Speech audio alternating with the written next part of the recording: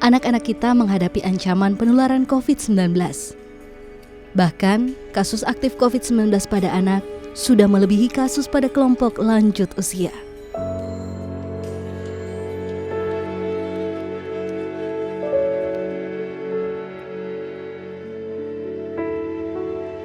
Hingga 22 Juni 2021, sebanyak 250.000 anak terpapar COVID-19. Ancaman itu nyata, mulai mengusik anak-anak kita.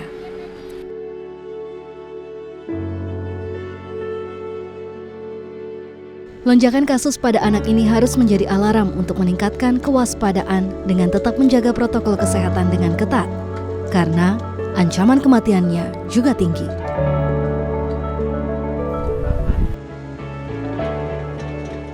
Sampai Juni 2021, sebanyak 720 anak meninggal dunia terpapar COVID-19. Jumlahnya 1,2% dari total kematian kelompok usia lainnya. Ini bukan sekedar angka, ini soal nyawa tidak bisa diabaikan. Belum usai kita pulih dari kabar pahit yang satu, telah datang kabar pahit lainnya. Begitulah, seolah kita dipaksa bersedih, berduka dengan cara tergesa-gesa. Kami menghubungi beberapa penyintas COVID-19 yang anaknya terpapar. Bahkan, ada yang meninggal akibat COVID-19 untuk berbagi kisah. Mama Yusuf boleh diceritakan tidak saat isolasi mandiri, saat Yusuf positif itu seperti apa ceritanya dan dimulai dari tanggal berapa? Jadi sebenarnya kan kita saat itu memang swab PCR bareng Pak ya semua. Kalau saya sendiri saat itu sih merasakan pusing cuma pusing aja. Jadi tidak ada demam dan lain-lain. Tapi kemudian setelah disiap tanggal 16 itu, jadi tanggal 16 Juni kita swab. 3 hari kemudian saya menerima telepon bahwa saya dinyatakan positif COVID. Itu kan Pak.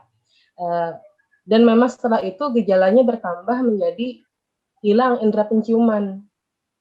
Cuman 2 itu saja yang saya keluhkan. Jadi saat itu Yusuf sama saya. Hari Seninnya anak-anak di swab. Kemudian di hari Kamis mereka dikabarin yang positif itu ada 2 orang anak. Jadi termasuk salah satunya adalah Yusuf sendiri. Kan dia memang anak gangguan fungsi hati kronis Pak ya. Saya lagi bikin susu, kemudian mau ngasih dia makan juga.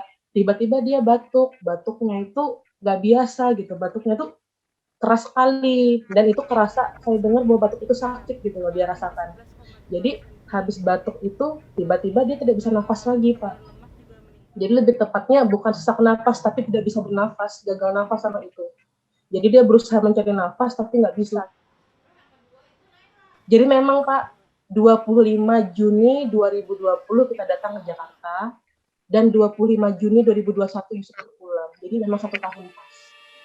1 tahun pas kami datang dan dia ninggalin kami.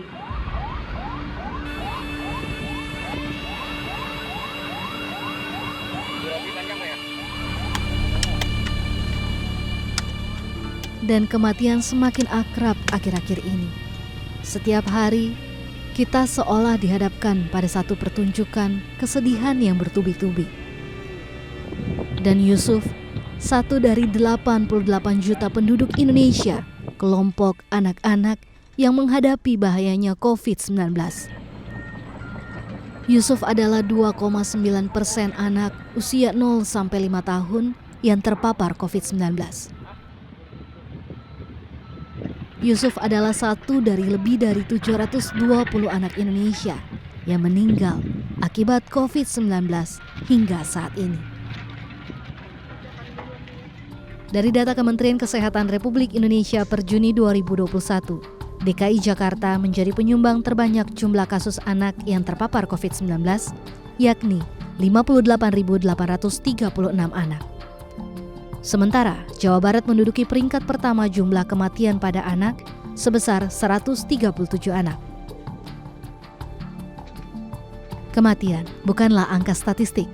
Ini harus dijadikan kebijakan agar tidak ada lagi anak-anak yang terpapar COVID-19 dan meninggal.